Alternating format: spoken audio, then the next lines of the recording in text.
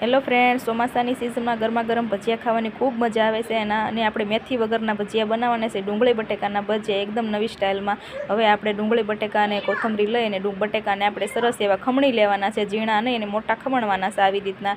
હવે બટેકા સરસ એવા ખમણાઈ ગયા છે। હવે આપણે ડુંગળી ઝીણી સમારી લઈશું। ડુંગળીને આપણે પતલી સ્લાઇસમાં સમારી લેવાની અને હાથ આવી રીતે મસળી નાખવાનું એટલે પતલી સ્લાઇસ થઈ જશે। અને હવે બે મિક્સ કરી ધોઈ અને આ એક વાસણમાં લઈ લેવાનું। હવે કોથમરી નાખવાની છે, મરચી નાખવાની છે અને સ્વાદ આવડો આ ચોખાનો લોટ લેવાનો છે, 1 કપ ચણાનો લોટ નાખવાનો છે। ચોખાના લોટથી ક્રિસ્પી થાય છે બહુ જ। અને હળદર અને જીરું, લીંબુનો રસ, સ્વાદ પ્રમાણે મીઠું નાખી અને બધું મિક્સ કરી દેવાનું છે। અને અજમા અને કસૂરી મેથી નાખીને પાછું બધું મિક્સ કરી દેવાનું છે અને કઠણ લોટ આપણે રાખવાનો છે। અને હવે આપણે આને તળી લઈશું, ભજીયા પાડી લઈશું તેલમાં। આપણે આવી રીતના નાની સાઇઝના ભજીયા પાડી લેવાના છે અને ગેસની ફ્લેમ ફાસ્ટ રાખવાની છે અને આવી રીતે તળી લેવાના છે। ચમચીની મદદથી આપણે ફેરવતા રહીશું ધીમે ધીમે।